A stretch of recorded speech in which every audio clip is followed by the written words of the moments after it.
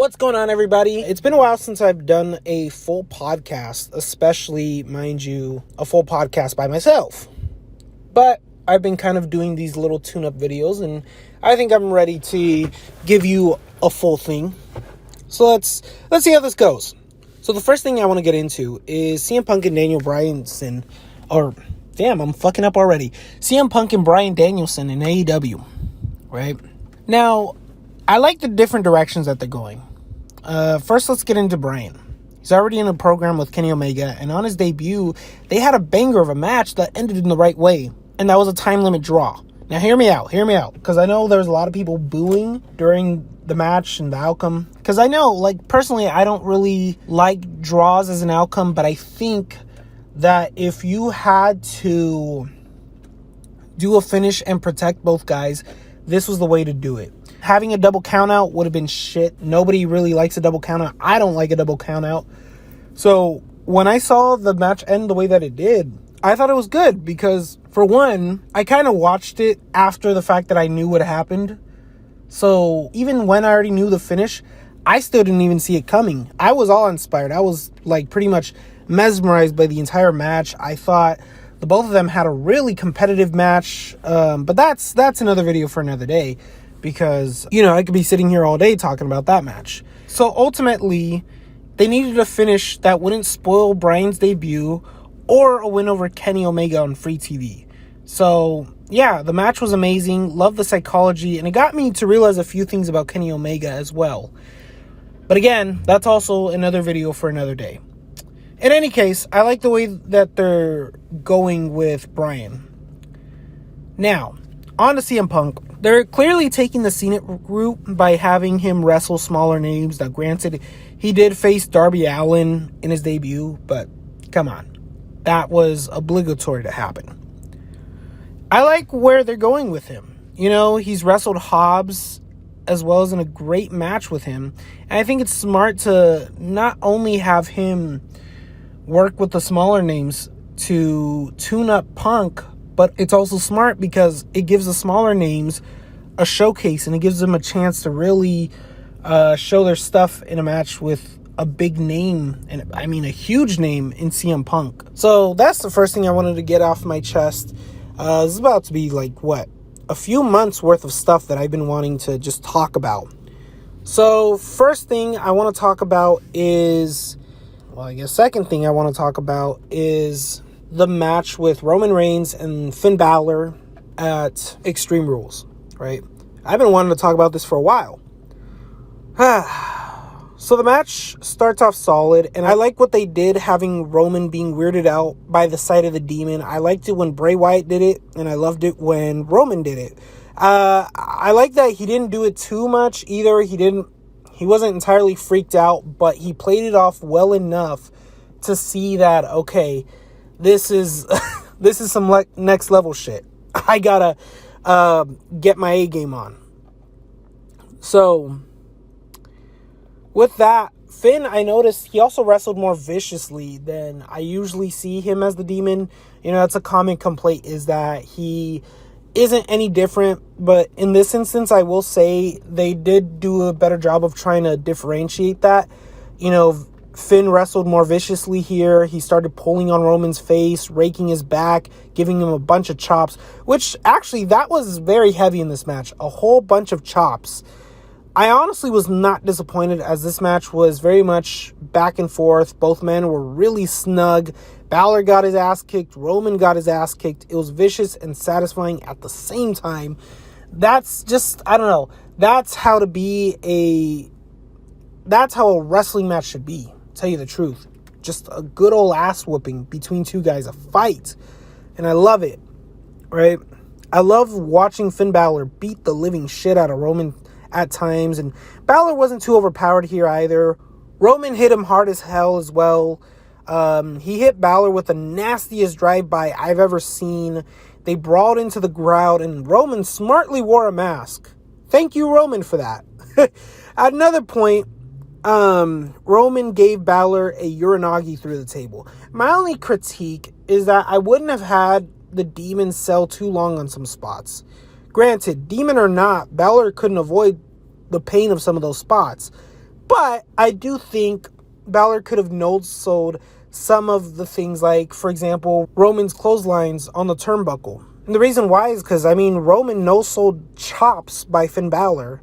So I think, that would have made sense to have Finn Balor. Like, if you really wanted to differentiate the Demon between Roman Reigns, that would have been a way to do it as well. But, the finish definitely made up for that as well. And although a lot of people do not like the finish, I will say I liked it myself. And yeah, just hear me out. Now I want to talk about the finish. So, at one point, everybody was laid out on the floor. Roman was laid out, the Usos were laid out, and Finn was laid out. Finally, you hear the heartbeat that played on SmackDown, played here at Extreme Rules. Then Finn Balor's music started to play. You see him convulsing. You see him just getting up. He's convulsing still. And as he gets up, it's like he got his second wind. And I honestly thought this was awesome. I loved, a lot of people aren't a fan of the red light, but aesthetically speaking here, I thought this was the perfect visual. Balor gets up and he starts beating the living shit out of everybody. He put Roman through the fucking table. He shotgun drop kicked Roman, and Roman, a good distance away from the table, goes flying into the fucking table. The table exploded, right? I personally thought this was perfect. Finally, Balor is setting up for the coup de grace. And you see him staggering on the turnbuckle, which is very rare. I've never seen Balor actually ever struggle on the turnbuckle before. So, I had to wonder why he was tripping up so much. But then it made sense as to why. Clearly, there was a gimmick in the turnbuckle. And the rope eventually disconnects. And Balor trips and he falls. Right?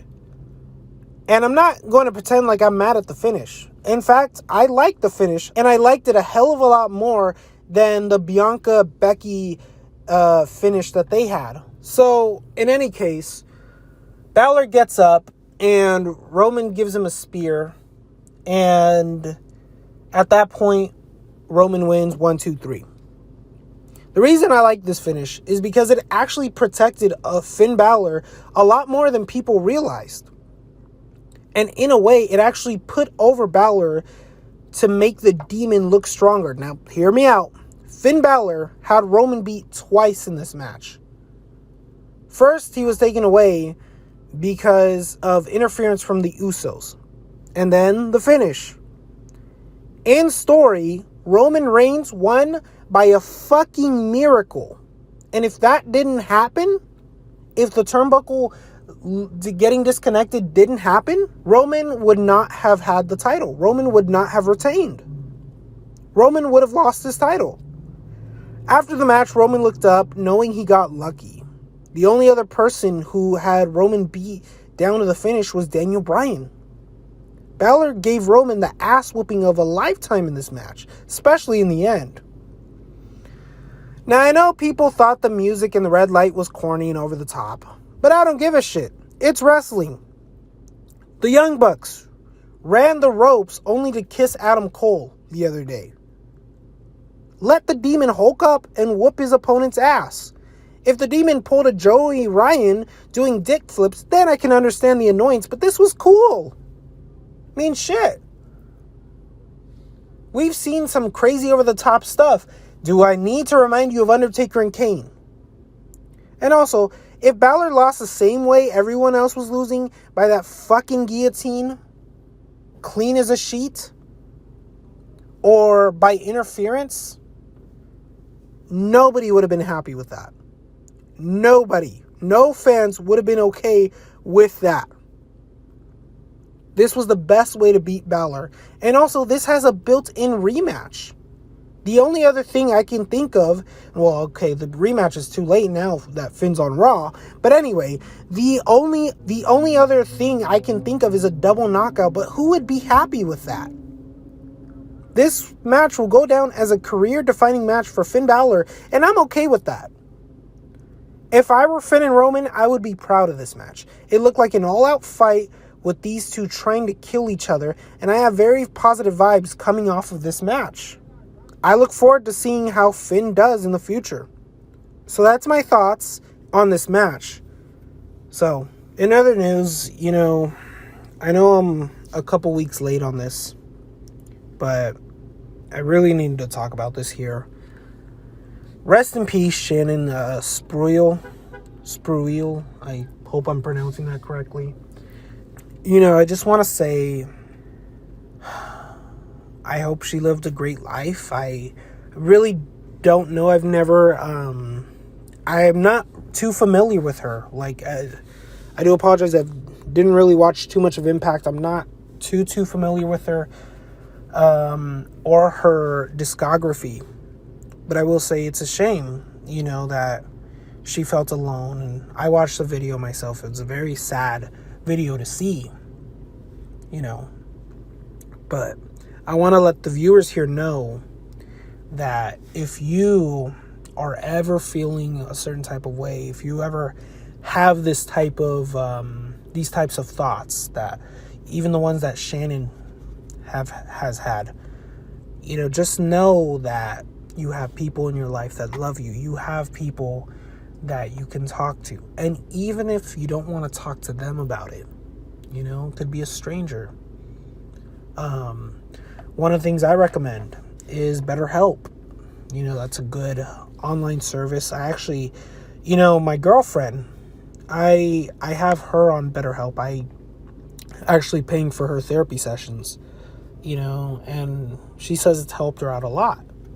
And if that's not your thing, well then, there's also the suicide hotline. You always have people that you could talk to. It's free. So yeah, rest in peace, Shannon Spruill. May your name live on.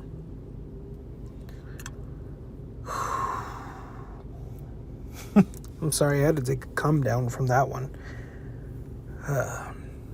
It does get me sad every time I think about it. Mainly because, the idea of someone feeling miserable and feeling that way, it's a very saddening thing. My condolences to Shannon's family and her friends.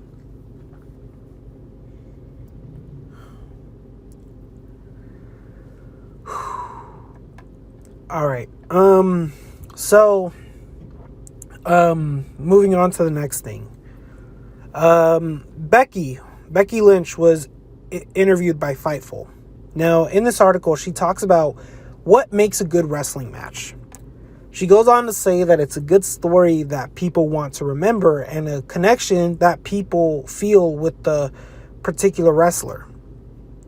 On Twitter, there was a misleading title that said, Becky says, people remember stories, not flips and dives, right? And Twitter took her to task for this, for this misleading title. Should people have actually read the article, they would have actually known what Becky actually said. There was a complete shitstorm on Twitter ranting about what Becky had said. The title said, people remember stories, not Canadian destroyers and flips. What Becky was actually saying was when wrestlers do flashy moves just for the sake of doing flashy moves, it's not as memorable as when a match has a story to it and has the crowd connected to the wrestlers. Yes, the big flashy moves are cool, but still nothing in comparison to a great story. And that's what makes the matches stand out. When I saw the shitstorm on Twitter, holy hell was I mad. I had to basically tweet other people to clarify what they should have already clicked the link to read on their own. Because people will read these comments and then say some ignorant ass things. For example, one person was criticizing Becky's moveset and saying that this was an excuse to cover the fact that she has a very small moveset, when in fact she does not have a very small moveset. If you go back and watch her in her NXT days and her early main roster run, that is very much apparent.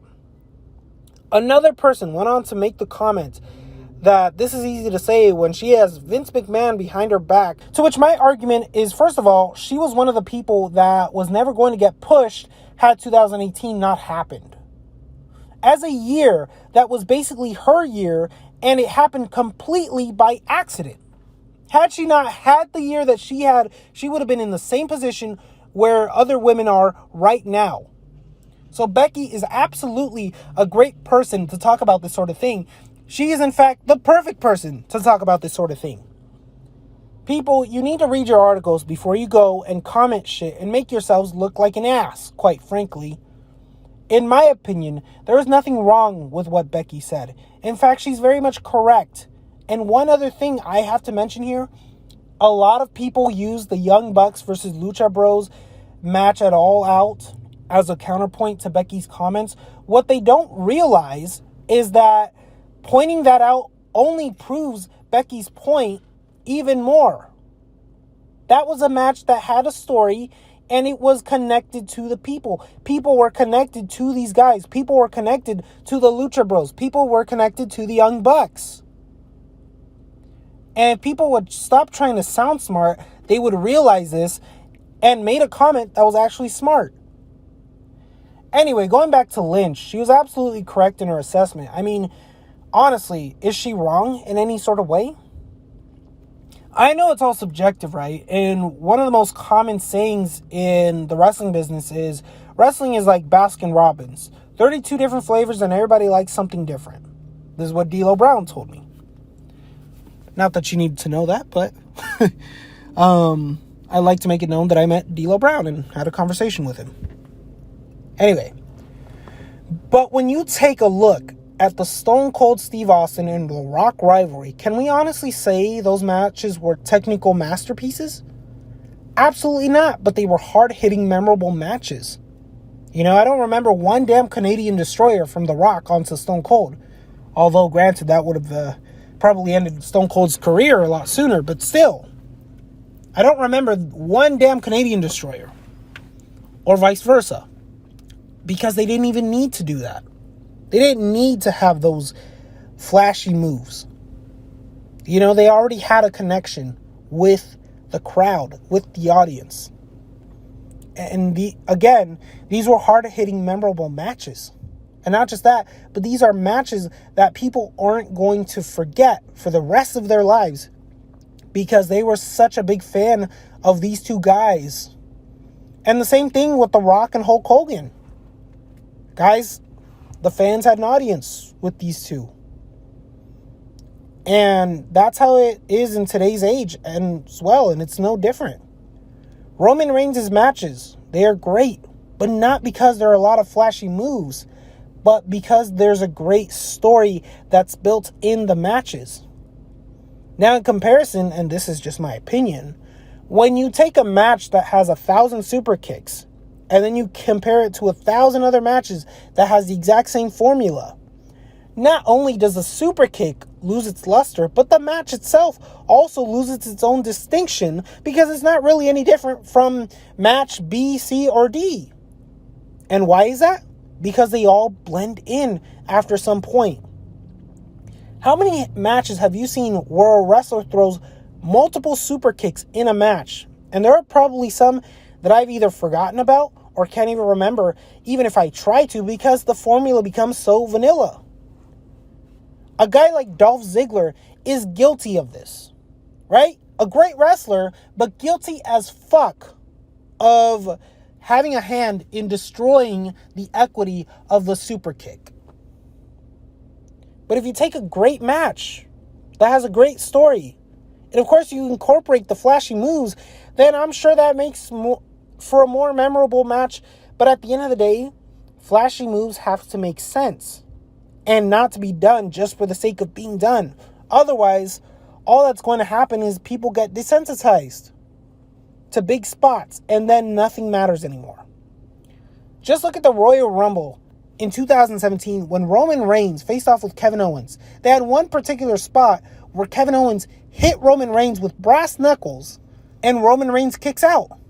Nobody should be kicking out of the brass knuckles at all. That's going to knock out anybody. So, I think if you're going to do a spot like that, then make it the finish. Right? And there are a lot of matches that are guilty of this, which is why Roman Reigns' matches, they're so refreshing, because they actually have some psychology to them. It makes sense for the matches to happen the way that they happen in terms of Roman's matches. Now, maybe Roman does look overpowered at times, and in real life he probably will be knocked out by some of these things, but it doesn't happen often with him. And if they do, it's because they make sense. Roman, as athletic as he is, can probably hit a mean Canadian destroyer, but he doesn't need to. So with all that being said, Becky is absolutely right in her comments, and I really think people should take the time to reflect on that, because a lot of people use matches that prove her point and further, thinking that it defeats her point, when in reality, it's the contrary. So, my semi-final topic here, let's talk about Roman Reigns versus Brock Lesnar.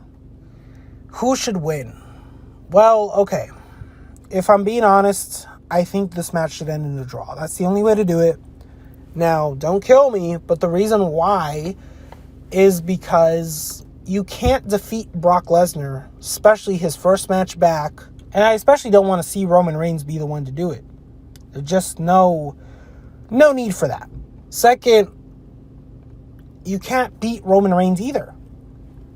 If you're going to have someone dethrone Brock Lesnar, if you're going to have someone dethrone Roman Reigns, and, eventually he's going to, and yes, Brock Lesnar is, probably the most credible person to do it, I think someone else, more of an underdog, should probably get that. They could benefit a lot more from dethroning Roman Reigns than Brock Lesnar can.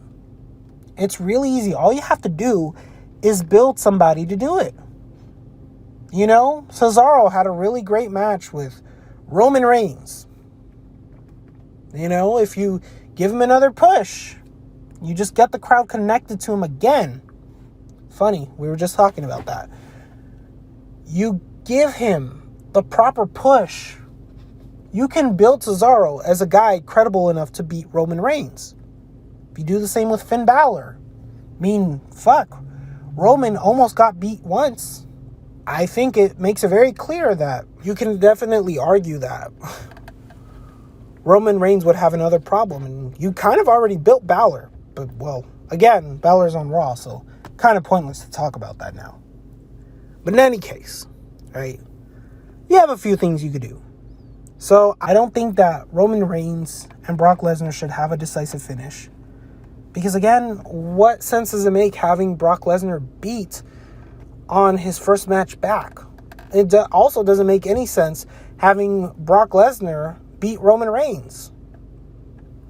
So I think WWE kind of booked themselves into a corner with this one. But yeah, I don't know what to tell you. All right, last and final topic on this podcast. Let's talk about the draft here. All right, so first we had the women's title swap. Honestly, I don't know what to make of this. Because, I think ultimately what you're going to probably end up doing is having Sasha Banks drafted to... she's drafted to SmackDown. You're going to end up having Sasha Banks win the SmackDown Women's title, and if Charlotte Flair is in a program with anyone on the Raw side, I don't know, I haven't been keeping up with Raw too much, it's just an awful show, then yeah, that's really the best way to do it, is just have them go back and have Becky drop the title, have Charlotte drop the title, and there you go. Now, if you're not going to do that, then it's going to be a very confusing thing here. I don't see the logic in it. I know, to my knowledge, Fox had requested for Charlotte to get drafted to SmackDown. But yeah, outside of that, I don't know. Next, Chad Gable and Otis to Raw. I actually pitched for this to happen, and I think this was the smart thing to do. It gives them a new environment to work with and a new crop of tag teams. I think adding them to the list of the Raw tag teams, it's actually a pretty good idea, especially because you have the Viking Raiders, and I would just love to see that match. I would love to see Alpha Academy versus the Viking Raiders. I could see that being 100% a banger. You put the title on the line, the tag titles on the line, and there you go. That has the potential for like a WrestleMania match if you build it properly. Could be one of those underrated matches. Next, we got Kevin Owens to Raw, and you separated him with Sami Zayn, finally. So I think this gives new breathing room for Sami Zayn, mostly. But it's kind of a draft pick that was done kind of in vain because Kevin Owens will likely be leaving soon, and I wouldn't be surprised if he did, tell you the truth. I really wouldn't. Next with Sami Zayn, actually, now that he's kind of alone, I want to say something about Sami here, now that I actually have the chance. I think the guy should turn back to babyface now. I think his heel shtick has run its course since 2018. Mind you, it's 3 years now. The guy's character is not going to be developed any further than what it is now. He went from a crazy guy who just wants to help his friend to a guy who's sick of the wrestling fans, who blames the WWE Universe, to now a person who is ultimately a conspiracy theorist. I just don't know what else you do with him at this point. I really don't know what else there is to do with Sami Zayn. And the thing about it is, I really don't even understand the logic behind turning some of the really fan favorites into heels, and just miscasting everyone. I think that Sami Zayn can benefit a lot more off of being a babyface again, just having his, the babyface promos, because there's not a lot of really likable babyfaces that, have that organic connection with the audience that Sami Zayn has. And Sami Zayn is one of the best at being a babyface. He knows how to get the crowd behind him. I'm behind him still. I think Sami Zayn, he should absolutely go back, do a turn, and, let's see where they go with him from there. I think it would breathe new life in the Sami Zayn character. And more so than just that, I just think, you're kind of wasting him at this point. If you keep him as a heel, only to really have him do what? To do what? Be a cog in the machine that is this Dominic Mysterio and Rey Mysterio feud? That's really all he is. He's a plot device. And yeah, I think there's definitely more wiggle room to do if you had Sami Zayn turn face. But, on that note, it also gives a lot of hope for Sami Zayn now that the roster's a little more even. But it also gives a lot of hope for another person who I'm advocating for to be WWE champion. And that's John Morrison. John Morrison, he absolutely needs to be a WWE champion by now. It's long overdue. We had Bobby Lashley get a run with the WWE champion. Let's see John Morrison with the WWE champion. I would absolutely love to see that right there. I think him being a babyface too. He's another one of those guys who have a natural connection to the audience. He could be a top star in WWE. I mean, just look at the guy's look. Look at the guy's charisma. He has just a lot going on for him. Now, I know he used to have not the greatest mic skills back in the day, but I hear him now and I see that he's gotten better. And he'll only get better with the more TV time that you give him. So, can't go wrong with pushing Morrison. Morrison should be pushed as a top guy in the main event scene at the very least. Maybe you could even push for a Morrison AJ Styles match. I'm surprised that match hasn't happened yet. That's a match that absolutely needs to happen. But anyway, back to the topic at hand. I just think, Morrison should definitely be WWE champion. Now, the last draft pick here that I want to talk about here, because I really haven't talked about too many people, but Carmella is moved over to the Raw brand. This is Carmella's first time being on the Raw brand, even since 2017 or 2016 when she was initially called up. She has never been moved to the Raw brand. And I pitched this as well on the other day. And I'm actually very happy that they're actually doing this, because I think, for one, Raw, you know, it could be like a natural show for Carmella. See what she could do. See what she could do in that environment. I'd like to see what kind of programs we might see Carmella in. So in any case, right, I think this was a good draft overall. I looked at the list of people that were drafted. There's very clearly a more balanced set of rosters. I don't think one brand took too much more than the other. You know, it seems a little more balanced. Yeah, and they both equally have their lineup of stars. You know, Edge and Seth Rollins moving to Raw, that was expected, and I'm okay with that. So, yeah, that's going to be it for the show, guys. Thank you for tuning in. Thank you for listening. And you guys have yourselves a wonderful day.